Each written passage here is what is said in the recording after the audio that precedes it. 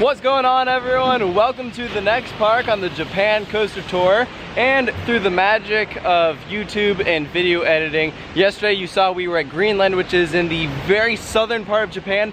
Now we're back in Tokyo. Look, this is Yokohama Cosmoworld. This is Dive Coaster Vanish. I can guarantee you've seen this coaster before, but it is probably not from the angle you're looking at now. So I'm going to show you the spot that everyone sees when they come here. So this park, as you can guess, by Yokohama Cosmoworld, it is in fact in Yokohama, and that is right next to Tokyo. If you're not too familiar with the geography around here, they have 3 roller coasters. Of course, Dive Coaster Vanish. They have a Wild Mouse, which might I add is a little strange because normally they start spinning like right around here, but this one doesn't start spinning until like right around there. So that's a little strange. And something kind of unique about this park is that it's kind of split up into 2 areas. You enter for free and then you pay per ride, which is not that unusual. What is unusual is that there is actually like a canal right back here, and they have on the other side of it another section to the park.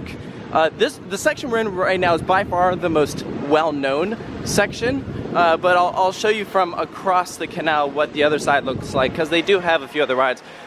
This park, like some of the other places we've visited, such as Hamanako Pow Pow and Tokyo Joypalace, this place is kind of made up into levels, so they have a lot of escalators and different areas that you can go in that are all indoors. So look, this right here is Dive Coaster Vanish, or as I call it, Clickbait Coaster. One thing that I do love about it is that it's right in the heart of the city. This right here is the tallest building, I believe, in Japan, because Skytree and Tokyo Tower are taller. However, they are not technically buildings, they're structures. But look, this is it. This is it, guys.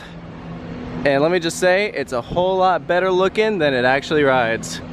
And so when you dive down, you get a bunch of water that splashes up right here. And one thing I do love is that this log flume goes right underneath it. So when we were at the log flume earlier, we kind of got a dueling interaction because Diving Coaster dove while we were going by. So we almost got splashed. But one thing I will say, I've seen so many pictures of this ride, and this whole area is a lot smaller than I was originally expecting. So, but still very cool to be here. So we're here with Sean. You've been here before, and I noticed you aren't riding Diving Coaster today. What's up with that?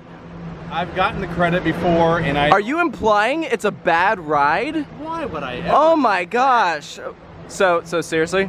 To be honest, I'm a little under the weather, and I just didn't feel like riding it. Okay. It's good that it's... I think you don't like it. I don't like that you're hating on my new #1 credit. Like, this is literally the best coaster on the planet. Steel Vengeance doesn't hold a candle. No. This is his #1 credit with the words Diving Vanish Coaster in the title. True. But it's also, I'll be honest, out of the group I was with last time I was here, I was the only one that thought it wasn't horrible. Really? Okay. I will say, so I got one ride on it. Funny enough, it was actually a Zen ride because there's like no one here. And so they put me in the front row, which I had no problem with, and I was the only one on the train. Definitely not my favorite. It is definitely shaky. The restraints are very tight. They reminded me of a Vekoma SLC restraint, which is never a good thing. And transition's not the best. It is kind of neat. Underneath here, there's a bunch of lights, so while you're actually underwater, you don't see the water splash up. Maybe if you're sitting in the back, you do. I, of course, was not sitting in the back, so I did not see that, but it dives under here, so there's like track like right here, and then you can sort of see it way back there. It pops up and then goes into that double helix that we got to see a little bit earlier. So a very famous ride, but not a good one. So, but of course, glad we went here. So, all right, as you can see here, we have the canal. This is what is separating the 2 sides of the park from each other. So I'll show you briefly what is on the other side. There's not a lot. There is a coaster over here though. So look, here's those awesome buildings again. All right, and there you can see what's over here. So they do have a Zamperla Disco. There's a carousel. There is the 3rd and final kiddie coaster here. This ride is kind of funky. It's fun to watch. They have like an enterprise style attraction. Like a lot of parks here, they also have one of these ice houses. We'd not go on this one because it is an upcharge, and so we only had a limited number of rides, so we chose to spend our money on the attractions we really wanted to do. So for me, I only did the log flume, the 3 roller coasters, and then this thing. So one thing that's kind of unique about this is it is actually the world's largest Ferris wheel with a clock in it, which I didn't even realize was like a record or people actually like cared about that, but I guess it is. So it was cool.